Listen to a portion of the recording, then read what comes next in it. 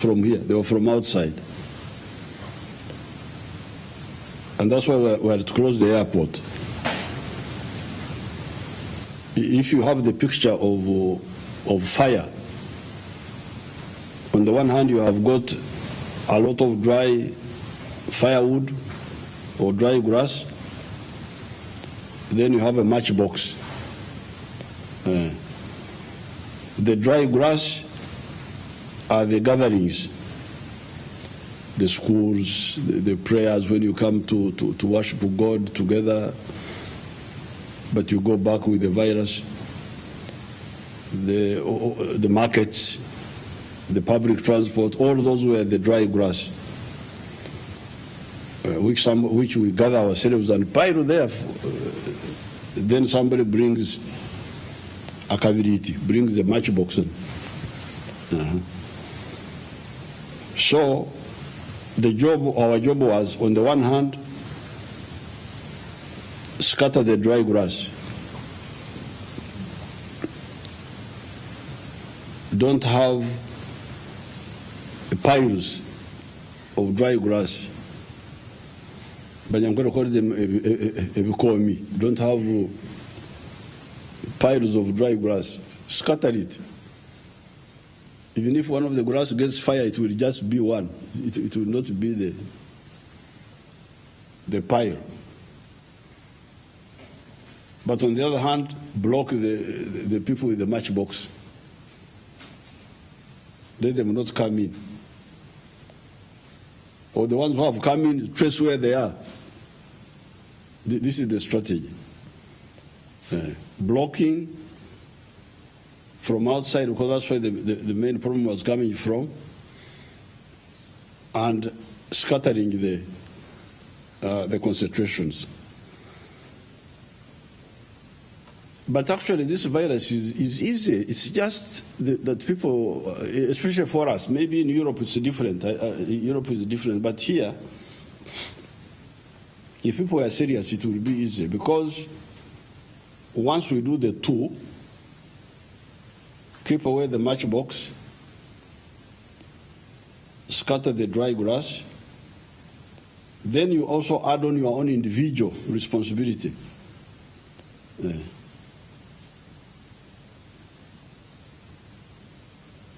Don't go in the public when you are sneezing.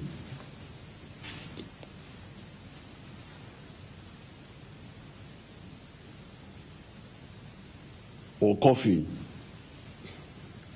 Don't go into, don't touch yourself in the soft parts of your body, especially the eyes and the nose and the mouth. So even if the other people had infiltrated, the ones from outside, if at the individual level you observe those and wash your hands, you observe those measures, still the virus will be contained, it will not spread.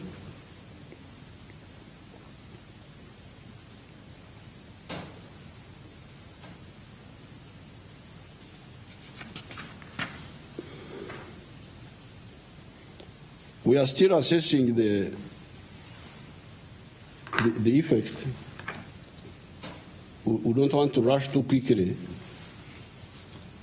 to celebrations, to celebrate that we have succeeded. That's why we are coolly looking at the results and monitoring. We started testing people for the virus on the 21st of March. That day we tested 11, only one was positive. The 10 were negative. The 22nd, we tested 22, and nobody was positive. They were all clean. On the 23rd, we tested 27. 8 were positive. 19 were not positive. We are negative. We are clean.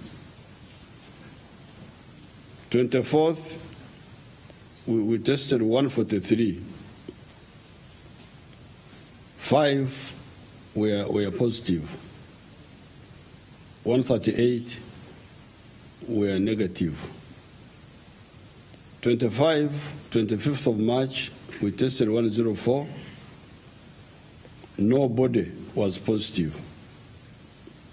104 were all clean. 26th, 197.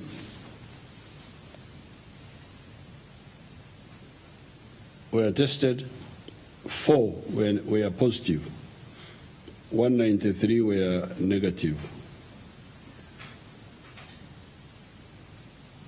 27th, 227, 5 were positive. 222 were clean. 28th, 225, 7 were positive. 218 were negative. 29th, 206, 3 were positive, 203 were negative. 30th, 82 tested, nobody positive, all 82 clean. 31st, 176 tested, 11, these were the school children, they were total, were positive. 165 were clean. 1st of April, 63 were tested. There was nobody who was positive. They were all clean. 2nd April, 302 tested. Only 1 was positive. 301 were clean. 3rd of April, 419 were tested. Only 3 were positive.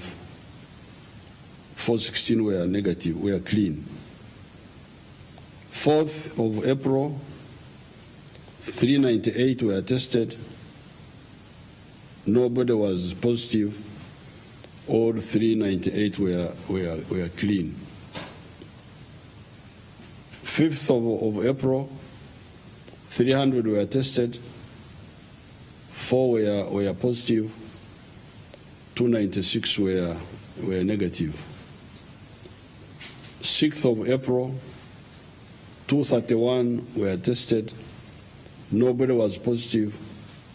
All 231 were clean. 7th, which was yesterday, 150 were tested. Nobody was positive. All 150 were clean. Today, 8th of April, I have just been told 214 were tested. Only 1 was positive, so 213 were clean. So if you add the ones of today, that is about 3,600, about there. About 3,600 have been tested. Only 53 are positive. So that's where we are now. We are assessing, and many of these people, the ones we are testing, are 2 types. One group are the people whom we stopped at the airport, near the airport, and we put in the quarantine.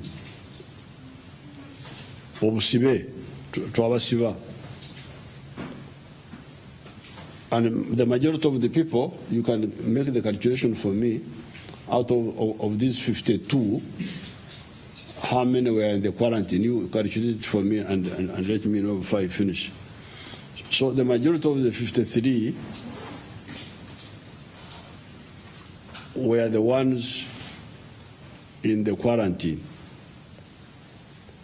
But secondly, some who had gone through, who had bypassed the quarantine, gone to the villages, we trace their contacts and we bring them back. And some of these are those. These people call them in their own language something else. This is the way they call them. But for me, I call them the ones they had interacted with. Bebasiga, Abaturide, the ones they would have infected, the one they had interacted with. Now, that stressing is continuing. I'm told that around that time, those days, about 18,000 people came through that airport. And our people are tracing them. Where did they go? All these 18,000. Maybe the minister can say something later on.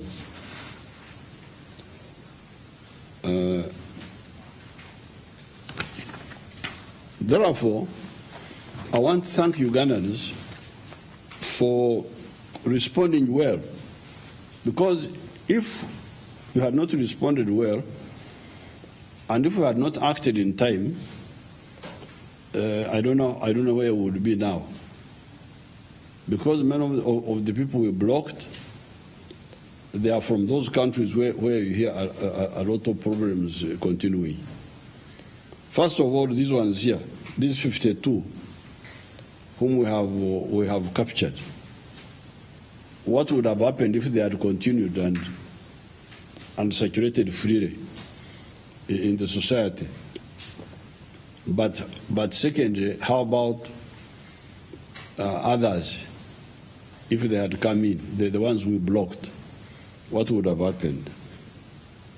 So I want to thank Ugandans for responding well and for behaving and listening to the guidelines. There are, however, some actors that play with fire. They play with fire. This disease is very dangerous for many people, especially the ones with the other health conditions, the ones with HIV, the ones with blood pressure, the ones with diabetes. I hear even the pregnant women, that's what I hear. Is this true? They keep talking about it also, that it can also be another issue. So therefore, those who are playing with this fire should stop. They should not play around with us and should stop talking nonsense. From the beginning, I told you this is not about convenience. Oh, we are in the house. We are. What do they call it? That they are bored. You are bored. Good. That's good for you to just be bored. You could have something more radical than that. You could be in the grave. Of course, in the grave there is no boredom. I think in the grave things are very calm. So that's nonsense. We are bored. We are the businesses, the money, the what. That is all rubbish. It is not the issue now. The issue on the table is life and death. And life and death on a big scale, not just 20 people, 30 people. People die, but we don't want people to die on such a big scale. Now, I have heard of categories, the ones who go to exercise in public, imagine. The other day I saw a video on Northern Bypass, a huge mass of people. They were just there walking, running, that they are exercising. If you want to exercise, you can exercise in your house. I don't have enough room here. I would have shown you how to exercise indoors. But tomorrow I will make a video for you. I will make a video for in one of my rooms, and I show you how you can exercise indoors. That's how I survive. Because I normally come back late, 11 o'clock. I find normally when Mama Janet has already slept. But somehow I run in the room. You can run from one end of the room.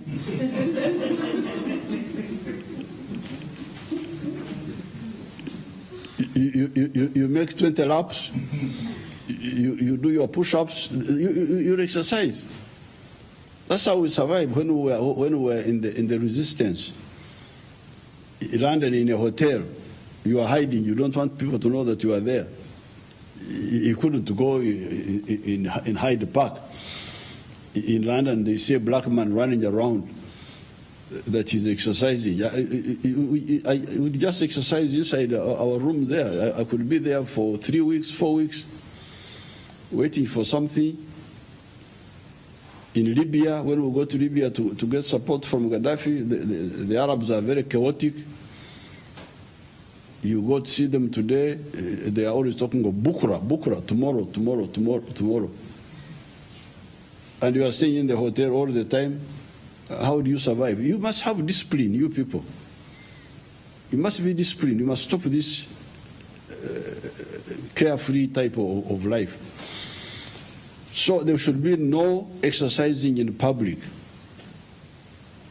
I saw even the British struggling with their own people there, that they were sunbathing, that the sun of spring has come. They want to be in the sun, and I saw the one who is acting on behalf of Mr. Boris Johnson, fighting with them, telling them I think it was the Minister of Health, telling them to go back into the houses. So there should be no exercising in public. Exercise in your compound, exercise in your room. And tomorrow I will put for the video for you how to show you how you can exercise in your rooms. Then there are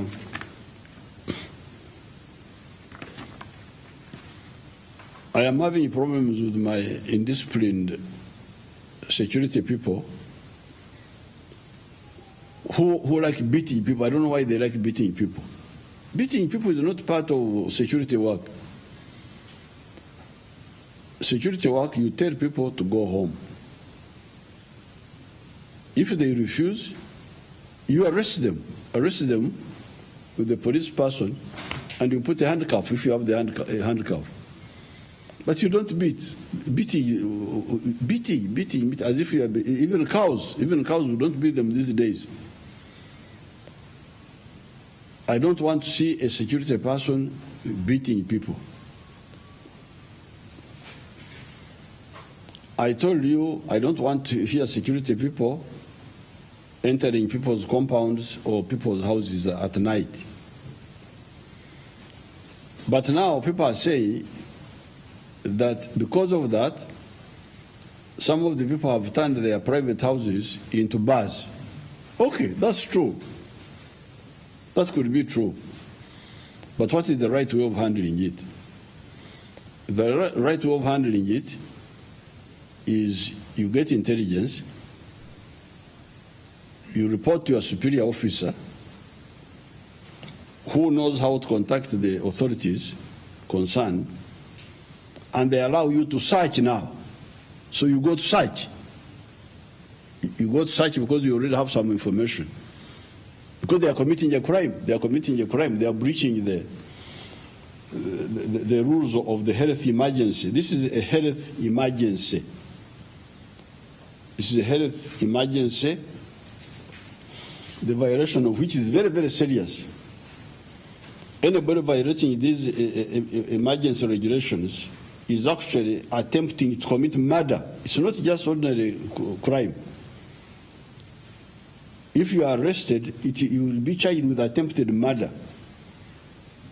You brought people, you wanted them to die, you turned your house into a bar, the people you brought, you don't know who they are, you are a murderer, you are a potential murderer. But now, you need to handle it in a legal way. Get information,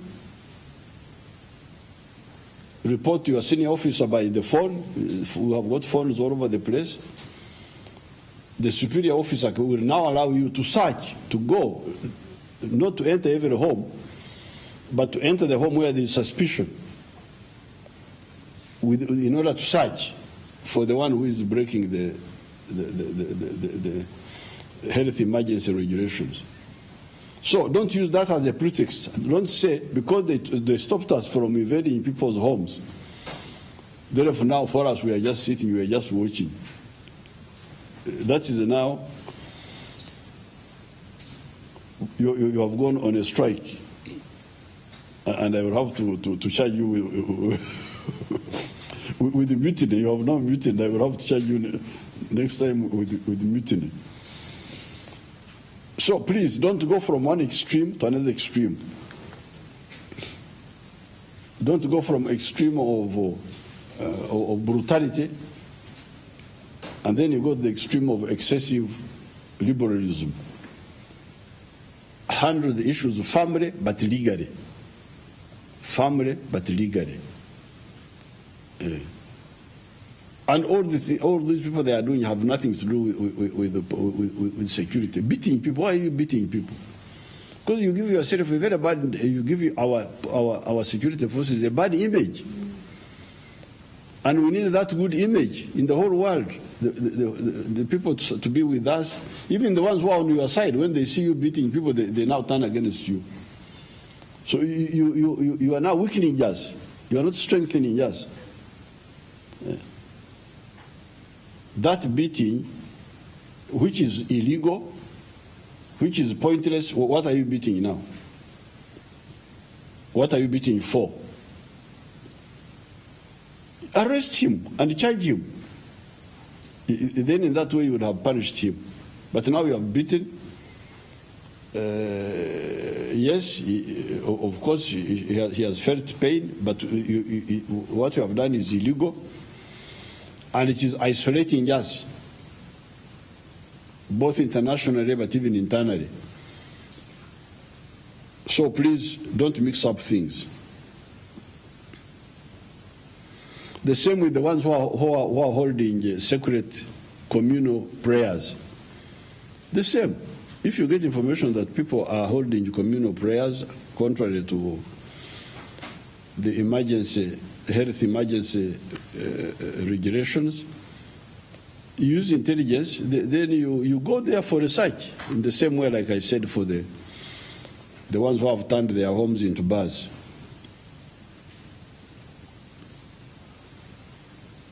No border should be seen carrying a person, a passenger. Even if it is your own baby, please do not do that. We said the borders could carry only a cargo. The borders could help in carrying cargo, especially this one. This is the one of door-to-door deliveries. But these borders should stop at 2. By 2 in the afternoon, if you have been delivering parcels, you started at 7 in the morning, surely by 2 you have finished your duties. Stop there. So we don't want to see borders on the road after 2.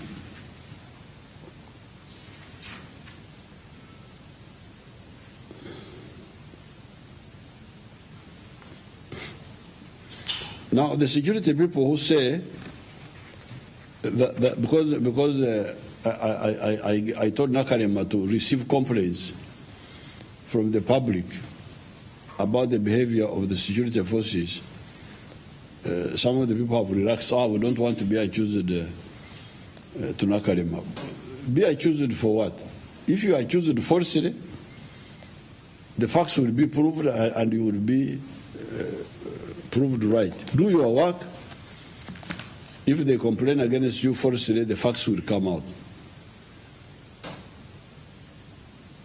Today I told of course you the security people, you are also in trouble, because now I have my eyes I don't have to depend on you. This is what you don't know. Because my cameras are everywhere. So this afternoon I told IGP, you go in the camera room and watch for me what's happening. So the Inspector General was in the camera's room, and he gave me a report of what he saw. Of course, even what he saw is in video. So anybody who is not doing his work, we shall get him. We shall get him and punish him. So don't use by telling you that be disciplined.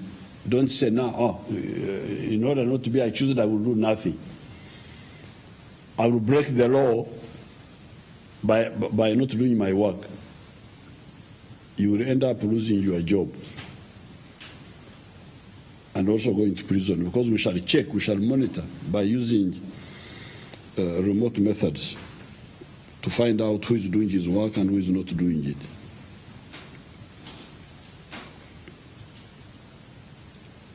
And you can also be accused of attempted murder because you are not doing your work, and because you are not doing your work, irresponsible people are endangering the lives of Ugandans. Now, again, I heard of the politicians who are trying to involve themselves in the distribution of food. The police should arrest those people and charge them with attempted murder, because they are, by undermining the health emergency regulations, they are really endangering the lives of Ugandans. Yesterday, I drove to Nakasongola. As you know, we have a lot of support in all those areas, but I couldn't stop anywhere. People were stopping me, but I refused to stop. Because when I stop, 50 people gather around me. Oh. Now, by gathering, I am actually endangering them. So a leader who doesn't see this is really an enemy of the people of Uganda. I didn't stop. I couldn't stop anywhere. They were trying to stop, to tell me this. Some were holding their stomach, that they are hungry.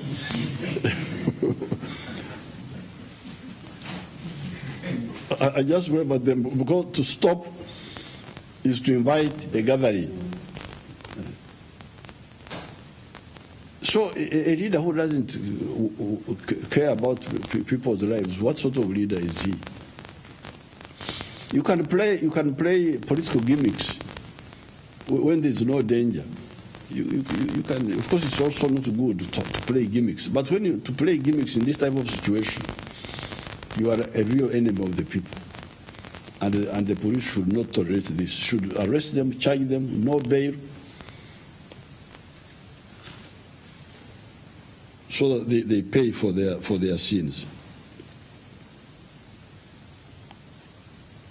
Now, we have landlords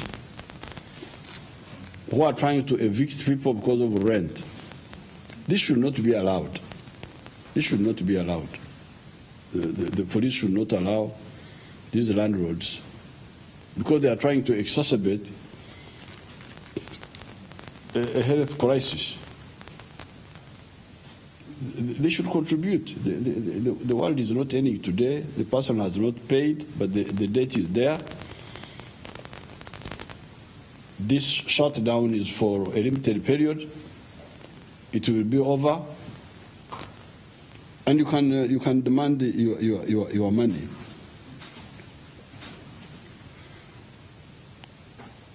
Let us be strict, implementing all the guidelines, and then we shall see after 30 days since we started. We know when we closed the schools, it was 30 days. Then within the 30 days, we have got these 14 days of the total shutdown. We shall be assessing and see how things are moving.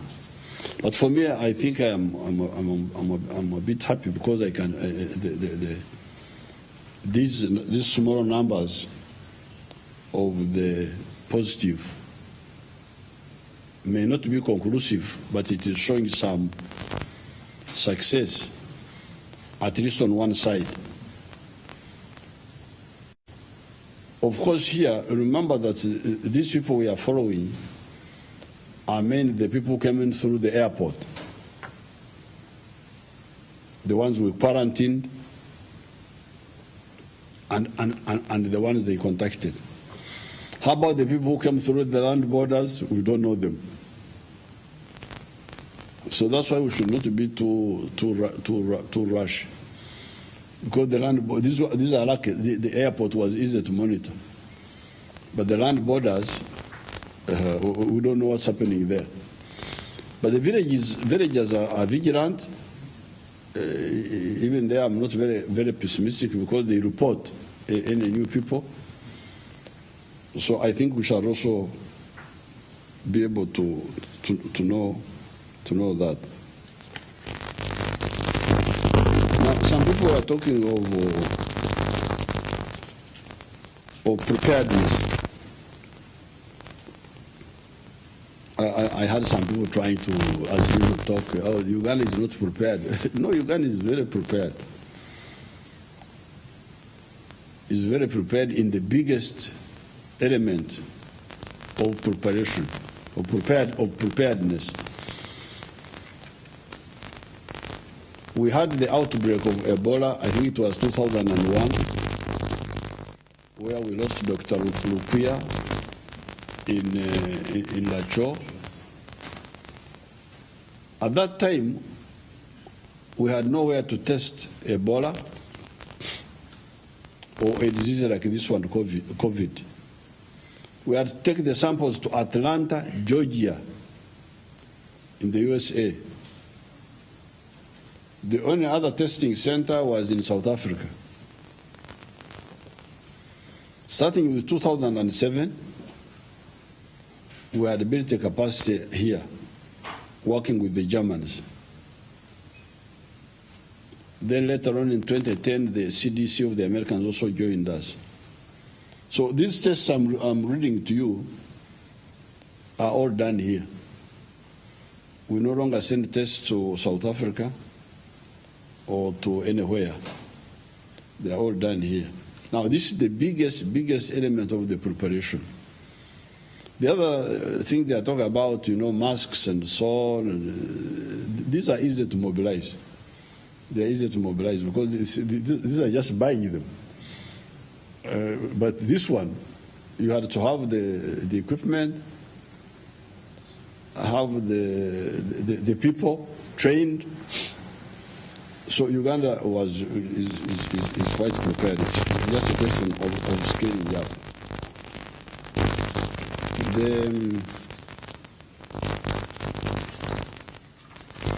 On the issue of the masks, they are going to come now. Yesterday I was with the Lieutenant General Mijira of NEC. We are going to bring on 1 million surgical masks through the NEC line. And then also the 50,000 N95 and so on. Besides, our factories are gearing up to produce these items. Naitil, Mulwana, there's a professor at Makere record Wazeyo. These are all coming up to produce these items. URI, we are even looking at producing hydroxychloroquine, although I also talk with the Indians about this. So after we are going to end up much better than we have ever been. You have seen the issue of the sanitizers. We had only one factory producing sanitizers when this crisis started, and it was exporting to Kenya, to other places. Some of our people wanted it to be like the other people in Europe, say, oh, we only keep it for ourselves. I said, please, I want to go to heaven. I cannot talk like that. Christians don't talk like that. So let's share the little we have. God will provide. But in no time, so many factories have come in, have responded. Now I think Uganda is going to export even more and more and more these sanitizers, because these sanitizers are based on avocado. You remember we're having a lot of avocado. I think the minister must be happy now that the avocado have got very big demand for their product. The sugar cane, then the, what do you call this? The bananas juice. You get the waraji, you get the sanitizers.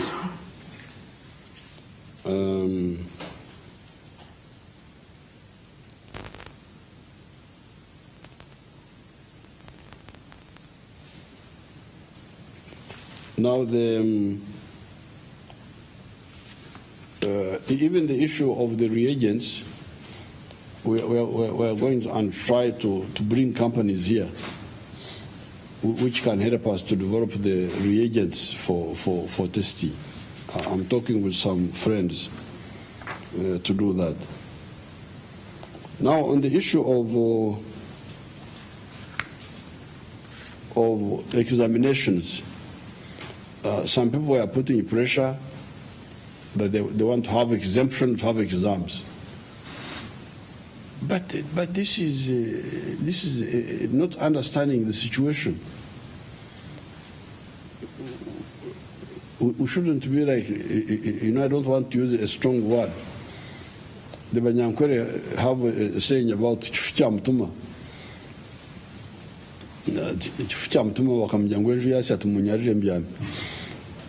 There was a man who was not very clever. They told him that the house is on fire. Then he said, oh, you prepare the bed for me so that I sleep. Sleep where?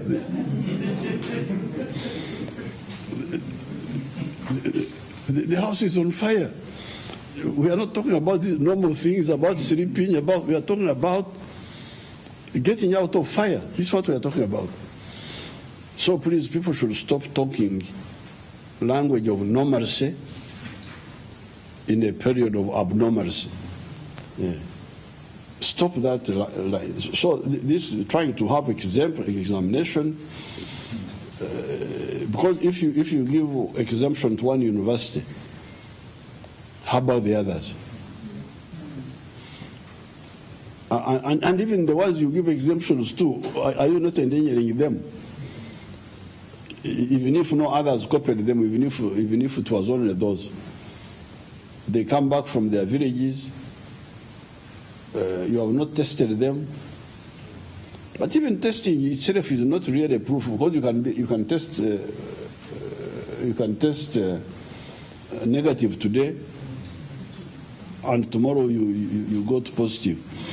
So the best thing is just to lie low for a limited period, and if we all do that, because the good thing with this disease, it comes out quickly in many cases. So actually we are not fighting with the disease. We are fighting with, especially in Africa here, we are fighting with social indiscipline. This is what we are fighting with. It's not the disease. No. Don't say here in Africa it's not the disease. It is just the indiscipline of people. In Europe, yes. In Europe, because their system there was already like these trains, the tubes, what they call tubes, that you put people in tubes. Now, if you put people in tubes, then what happens? They infect themselves on a mass scale which you can't imagine. I hear that a tube carries I don't know how many people. Fortunately, I've never been in any one of them. Never. So for their lifestyle there is I think is the one which exposed them. But here, the way we live, if we listen to these measures we have taken, we can really stop this this problem. So instead of behaving like the other man, the one who said, "You prepare the bed for me," when they are saying the house is on fire. Let's just kuvumilia, persevere for some days. This is not the first time. 1985, southwestern Uganda was cut off during the fighting. I cut you off, you people. I remember I cut you off from September 1985 at Katonga. You couldn't go there. I had my own government there. And you had yours here in Kampala. And the students were caught up there. They didn't sit end of year, that year 85. But when the crisis was over, I can see some of the big people here. They were part of that group. Some were cut off and so on. But this did not stop. By January, when the problem was over, the authorities arranged, I don't know whether they said new exams or what. I have actually never studied what actually happened that time. Did the people in the Kampala sit for the exams? The Kampalians sat.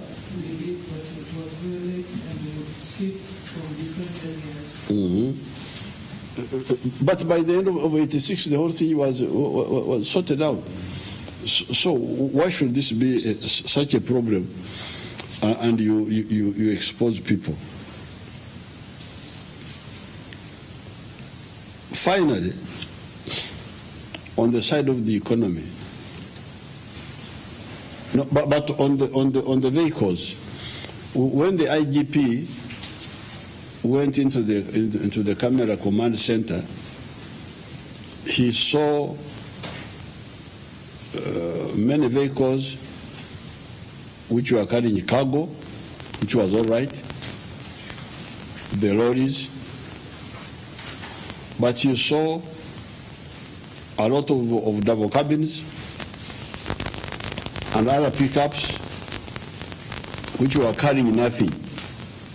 So it seems the double cabin owners and the pickup owners think that even if you are not carrying cargo, as long as you are driving a pickup and a double cabin, you are free to move.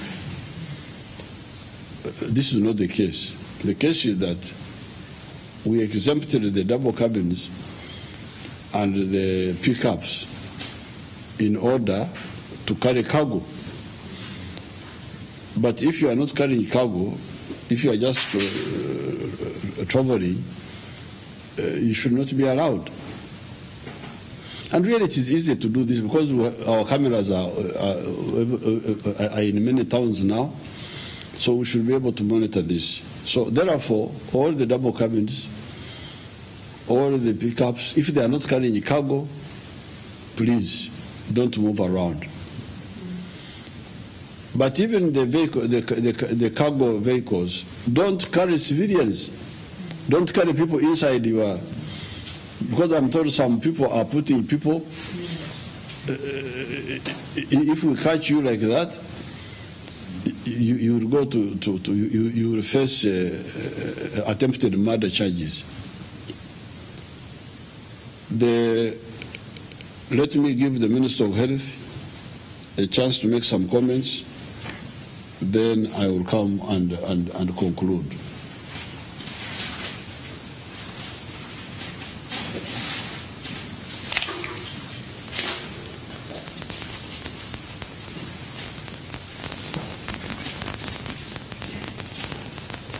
Thank you, Excellency. Excellency, at the airport, we managed to identify 9 people. That was the index. And quarantine so far, we have identified 30. And then the balance of the 13 are people who had contact with the people we called back. 30 plus 9. 9 from the airport. Okay. 13 from quarantine. And 13 from contacts of people who had returned and initially gone back to the community. So all the 13 were Contacts of those who had initially gone back home and then or the one they infected. Yes. And Excellency, as we had indicated before, we are working back to the 7th of March to review all those who came into the country on the 7th. We took 7th of March because we closed the airport on the 22nd. And if you work backwards on the integration period 14 days before, it brings us to 7th. The passenger manifest from the 7th up to the 22nd reveals 18,860 people who came into the country. Apart from those who are under quarantine, the rest are with us in the communities. We are cognizant of the fact that there are many people who may not be showing any signs or symptoms but may be shedding the virus. And so we target to reach out to these people and have them tested. And if they test positive, we shall isolate them for treatment. If they test negative, that is okay. We leave you where you are. When we come to test you, we shall not remove you from your home. That is the benefit of this lockdown. Because you're already at home, we remove your sample, you continue under self-quarantine, and we only remove you when you test positive, and also test your family members. The benefit of doing that will ensure that we weed out infections that may be with us in the communities. Apart from that, we are also following up on the contacts of people, the 13. We have so far listed 960 of them that we are following up in the various parts of the country, including Kalangala, Hoima, Iganga, Adjumani, Wakiso, and other places. During the time when we are following up these contacts, we'll get more information about whom they have interacted with and also test them accordingly. We especially want to appeal to another group of people also, and those are the cargo people that are coming into the country. With effect from tomorrow, we'll be taking samples from all cargo people coming, because we are also aware of the rising numbers of infections in the neighboring countries, and just to ensure that they don't come in with infection. We also know that there are people crossing in through the porous borders. We also want them identified and tested so that we avoid importing new infection into the country. We especially want to appeal to the communities, because you are our strength. You know the new people who joined you. You know the people who traveled. We are just appealing for support, not violence. You need to support one another so that we can identify the infections and remove them from among the community. As the President has indicated, we are not talking about comfort or convenience, we are talking about life and death. And it is important that we identify potential sources of infection and remove them from among the population so that we can keep the numbers of infections down. And that is the basis for the lockdown. So I want to appeal to you to observe the lockdown, the extreme social distancing. Stay in your homes. Thank you, Excellency.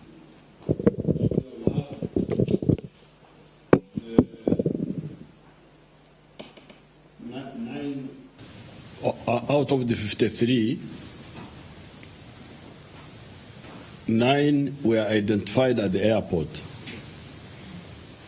from the temperature monitor. When they came, the temperature monitor showed their temperature up. Even before they entered, they were put aside and checked again and again and then confirmed and taken to hospital. So those are the 9. Then among the people they put under the quarantine, it is where the other 30 have come from. So that is 39 now. 30 plus 9. But the total number is now 53. I think we were talking about 52. So quarantine is now 31. So in the quarantine we are 31. Because even the additional one of today was in the quarantine. So so therefore these are people who are coming from where the disease is, but who never entered. But more interesting is that some who entered went and eventually they were traced. So the ones who went into the village are part of the 13 with the people they infected locally. So the 13 include like the man of Masaka who went and infected his wife and his daughter. So there are 3 of them. And the man of Iganga who infected his daughter, his baby. Then the Hoima one. That one infected how many? Okay. So these are the 13. So these are the 13. So I want to thank the Minister of Health. They are doing a very good job, a professional job. Don't panic. There was also some scare, some confusion. People were saying that people in the health center 3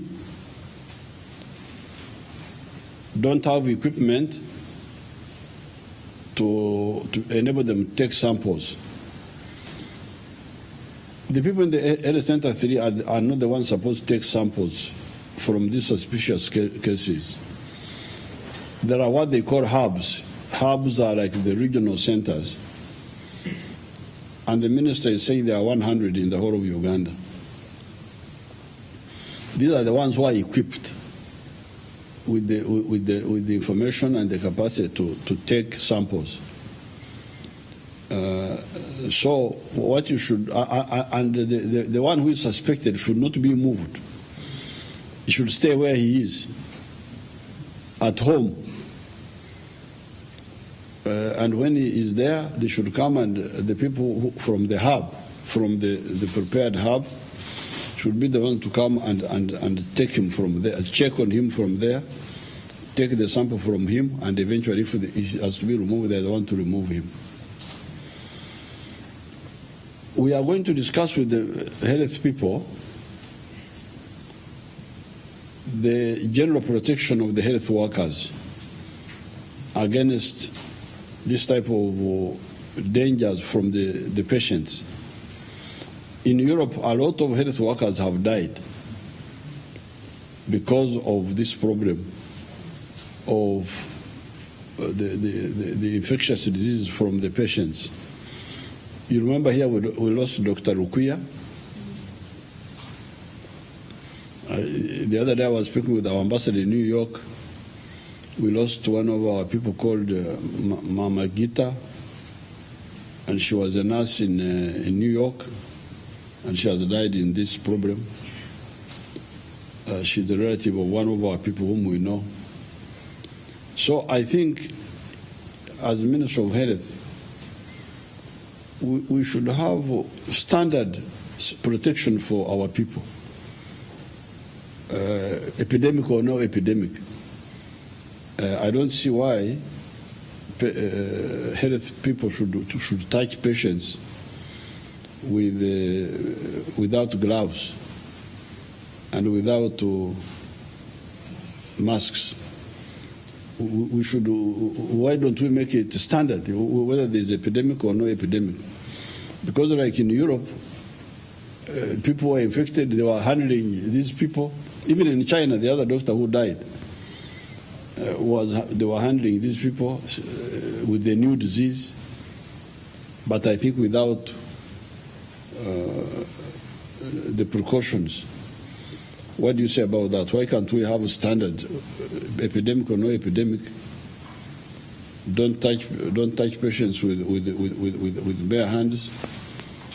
Don't breathe into patients, and they should not breathe into you. Protect your mouth. Only remove it when you go back to your doctor's room. What's the problem? Why can't we have that standard?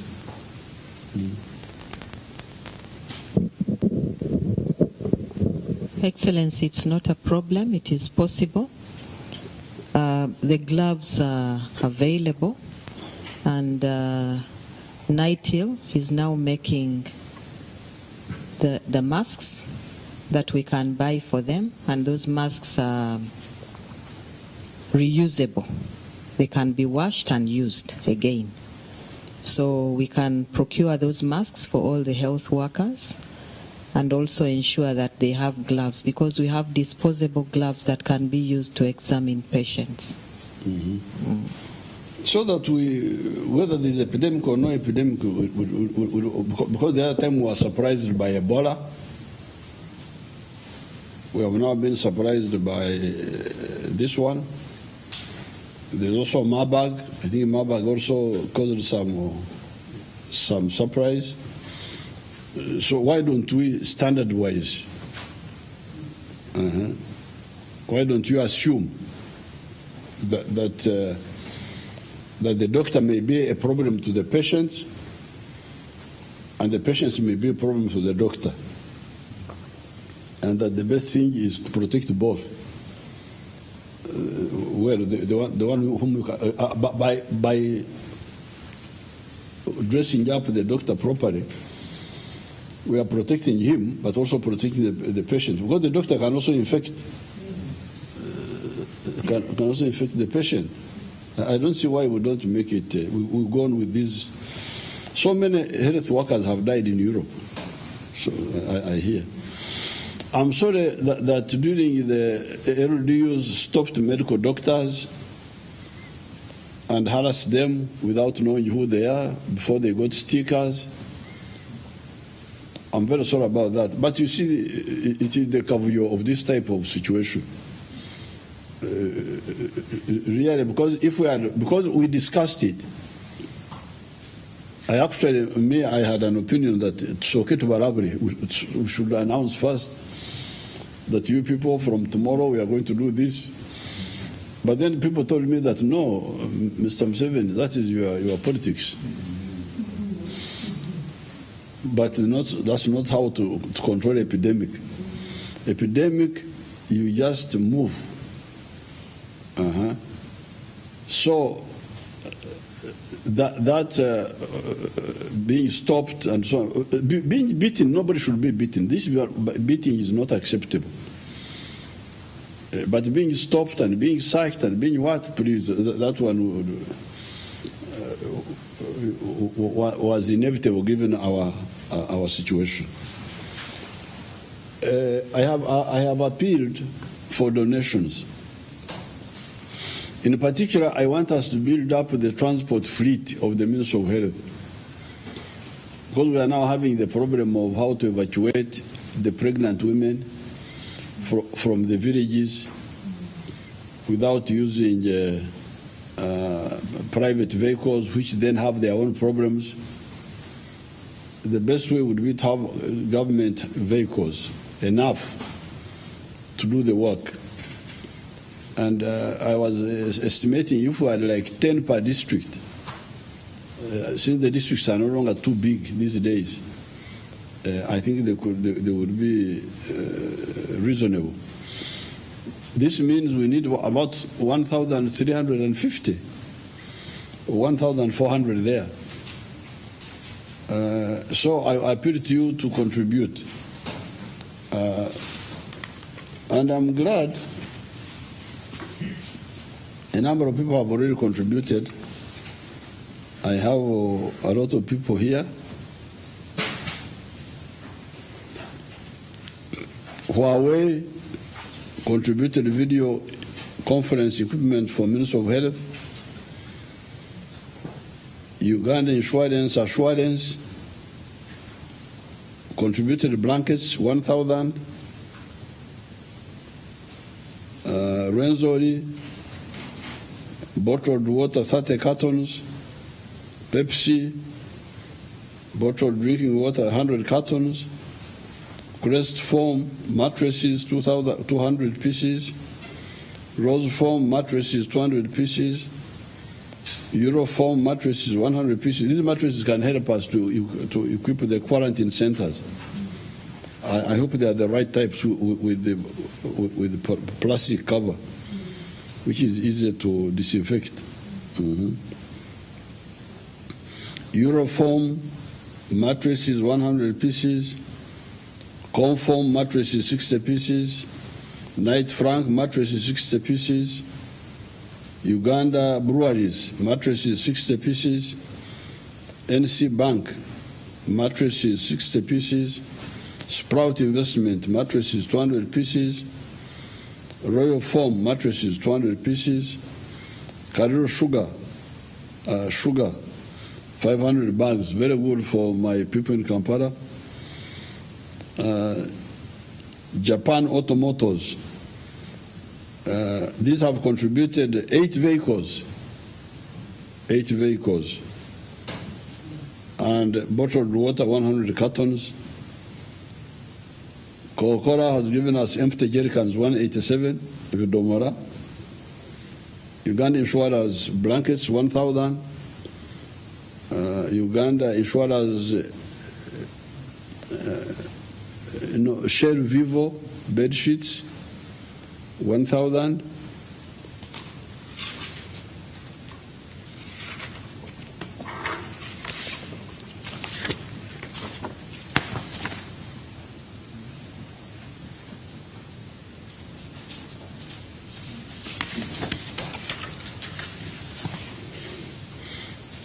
UBA Bank, this is our friend Erumeru, the Nigerian, $150,000.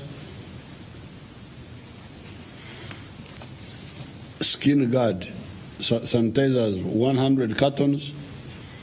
Move It products, hand wash soap, 200 cartons. Toilet soap, 200 cartons. Coffee.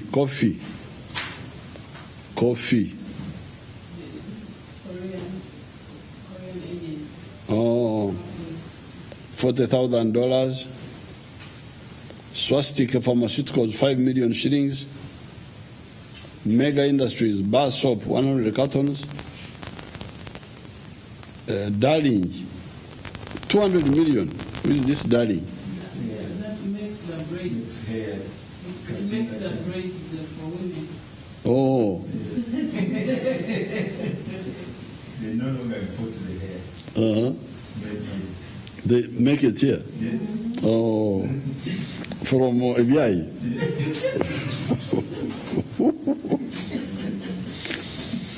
So that is 200 million. Now, this money I would want it to buy vehicles, because I want to concentrate on vehicles. 4-wheel drive, brand new pickups. I don't want second hand. So we build up this fleet of the ministry. Sean Brothers, no, IGAD, I don't know who $100,000. These are staff of IGAD. They contributed. Oh, okay. $100,000. Sean Brothers, 50 million. Consortium of Standard Chartered Bank, 100 million shillings. So this should be published in the papers. When you're still compiling, there are some that came today and we are not updated. Starbex cylinders for Ministry of Health. Sunbelt Industries, $30,000. Eco Limited, 3 spray pumps. Indian Association, PPE, 500. What is PPE? Personal protective equipment. Personal protective equipment, 500 pieces. Gloves, 30,000. Liquid soap, 200 liters. Face shields, 90. Hand sanitizers, 1,200 watt. The containers. Containers. Barrage group of companies, sanitizers, 1,000 liters. Abacus Group. This is a pharmaceutical company. Dextrose, 5%, 3,000. Normal saline, 3,000. Ringers, 2,010. Fluids and so 1,000. Paracetamol, 1,000.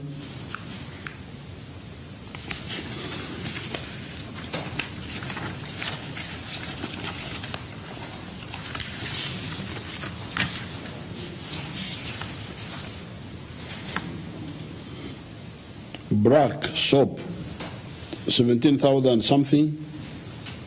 Crown Beverage bottled drinking water, 30 cartons.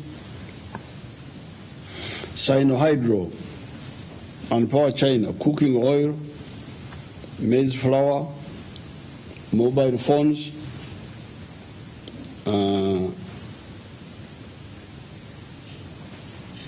Blue Wave, 400 cartons. Dodita Group face masks, 10,000 pieces. Sanitizers, testing kits. Madvani mosquito nets, 2,000 pieces. Dot Services motor vehicle pickup double cabin, 1. Tembo Steel motor vehicle pickup double cabin, 1. Sudhir group of companies motor vehicles, 2 double cabins, pickup double cabins. This all should be brand new and 4-wheel drive. Oh, People's Power, Kamocha, Posho, 50 bags. Thank you very much, People's Power.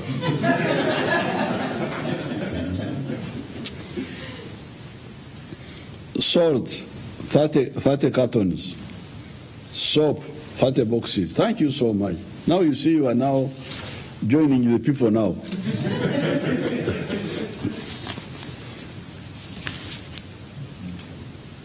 Southern Range Limited, 100 million. Koika, they haven't yet delivered. Government of India, 2 ambulances. People's Republic of China, ambulance, 2 of them. Murana Group, 2 ambulances. Chongqing International Construction Company, 215 blankets. China Rail number 7, they have not indicated. Coffee testing kits, $40,000. I think that one they are repeating. Stambik, personal protective equipment, 60,000.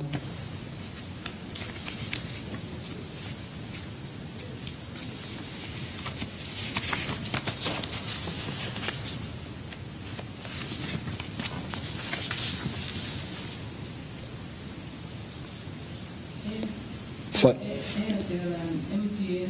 Financing Stanbic 100 million shillings. Stanbic gloves 5,000. Stanbic fuel 55 million what? Liters or what? Liters. Uh-huh.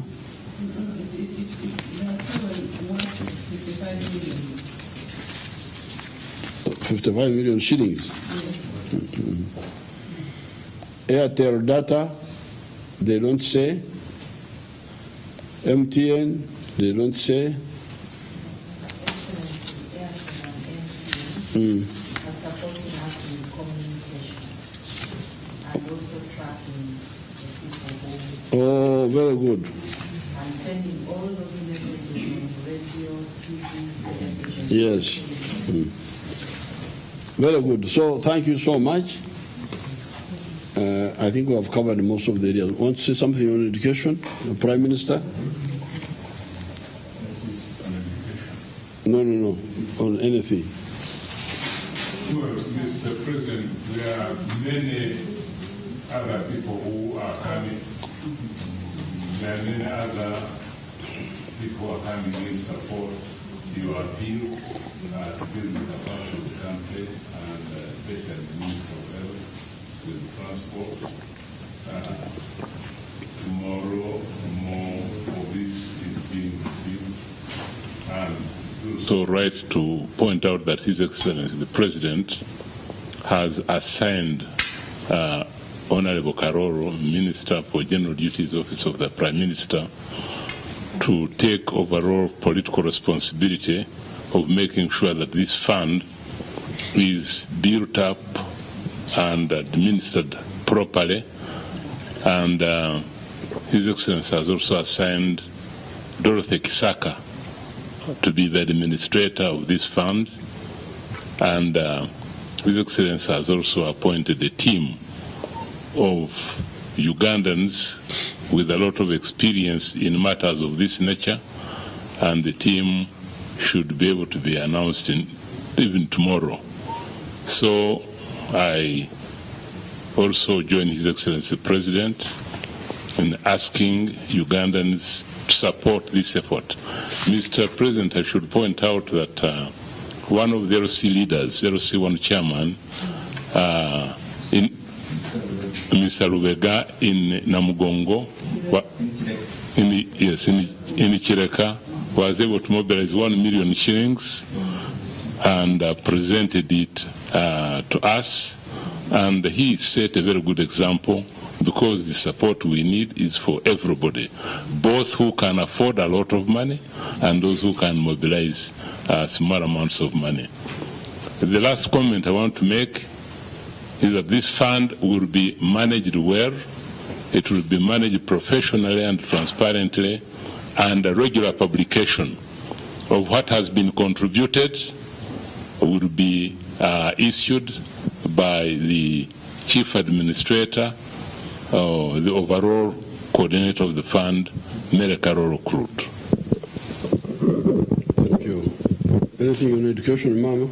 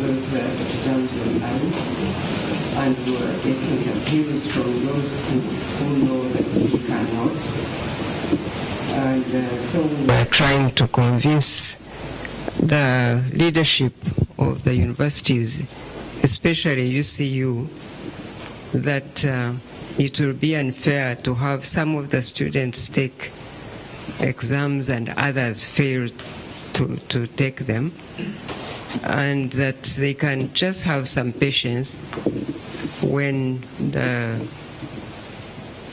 schools and universities reopen, then everybody can take these exams at the same time. And I'm happy now you have heard from the president also, because I was also trying to persuade them to understand that really what is important in this period is to ensure that everybody is safe and they are healthy and they are at home. And when we are all reassured by the Ministry of Health in the country that this phase, this crisis is over, then everybody can come back to where they want to be, and they can do the part of the education that they were left with. So I pray that you will understand that really we are not just stopping you to do what you want to do. We are just trying to help you understand that what is important in this period is indeed to be safe and healthy and stay healthy until we get out of this crisis. So I hope everybody in the country will understand, and others were saying that the message I sent out recently about the fact that if everything is right, that the schools can reopen about the 27th of April. I also said at the same time that if things don't go according to that plan, that we would come back and inform them about then when the schools would reopen. So everybody should just stay put and let us all be patient and protect the life, which is what is most important, until we all can emerge out of this crisis safely and everybody healthy. Thank you. I hope that just clarifies some of what others were still considering could be done. Thank you so much, and thank you, Mr. President. But these doing exams online, who invigilates? Who checks? Suppose I sit in my room and I copy from the books. Huh?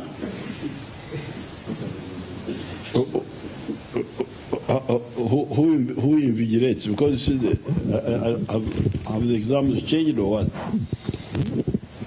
The UCU is the one that was really adamant about. But that question of. But we ask them that question also, because normally the courses that are done online, they prepare how exams can be done, and they are exposed to that method of doing courses online. And we wanted to be sure that UCU has that method, and they are exposed to it, and they have a way to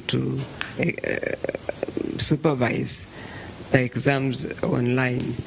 But they said that this is not online, that this is a program that is like homework taking away, that they make a package for the students, and they do exams, and then they send, I think they're supposed to send it back to university for examination. But all that didn't add up. That's why we were trying to persuade them to really just leave this program. Haven't I heard of mercenaries, that you can hire mercenaries? Well, I don't think they would go to that extent, but but I think the best way to do it is to really just wait patiently so that they can come back to university and do the exam as they know it. So I believe that that's what they will do now. Okay, thank you very much. But anyway, we are not going to allow them, so it's not a question of negotiations. It is a matter of we must observe the health emergency guidelines without exception until we get out of the danger. Will the schools open on the 27th? That will depend on the situation.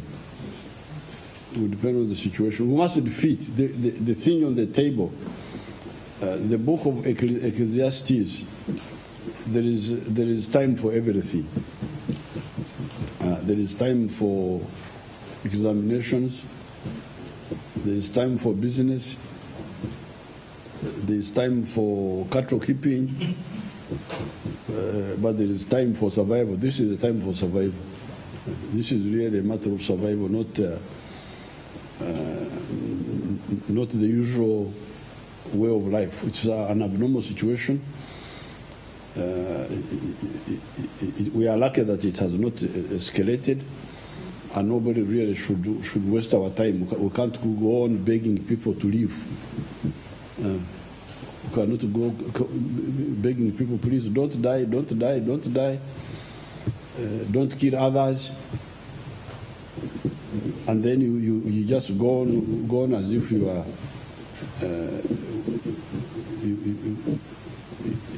We should not speak very many times about this. Everybody should understand and cooperate.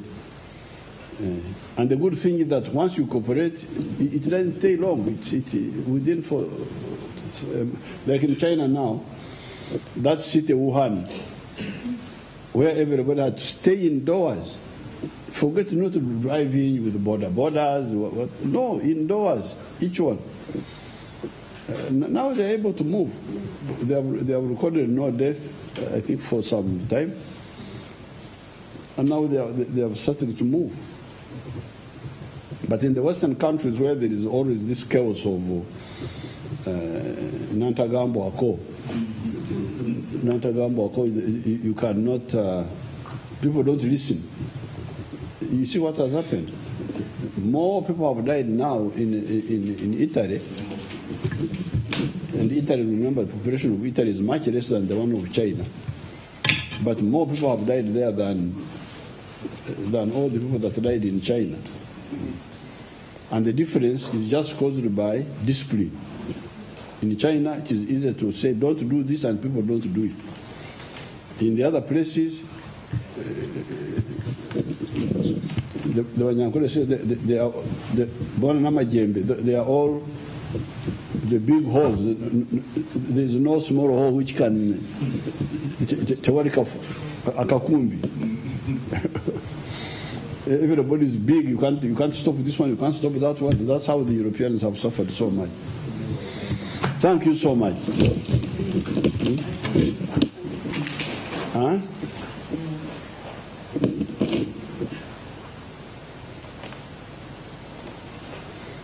Oh, okay. They had not recorded. You had not recorded the donation of His Highness the Kabaka.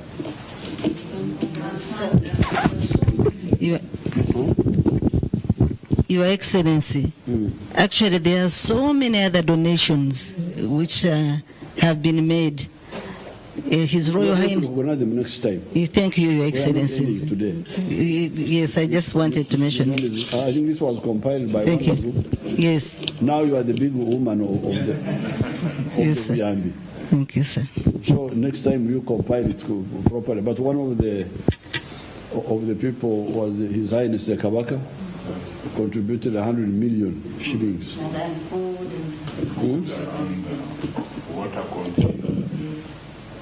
So the list will be given next time. Thank you. Thank you.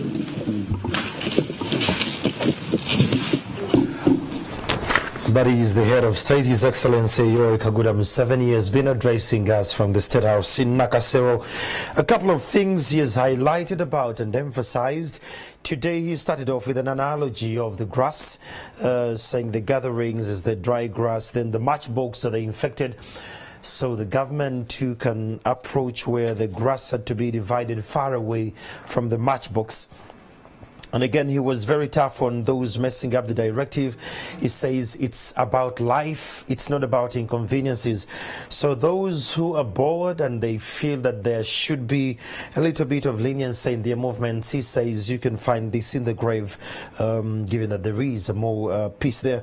Then he says that 214 cases were tested and only one emerged to be positive, so this brings the number to 53 cases currently in Uganda positive with COVID-19. And he thanked Ugandans for responding well to the directives as earlier given. The president was impressed by the way Ugandans are responding to the directives. Then exercises are to be done from indoors. He has banned public exercising, so those who have been jogging in the evening or via the bypass, wherever you've been doing it from, this has been banned. And then he hinted about the torturing and beating up of people by the forces.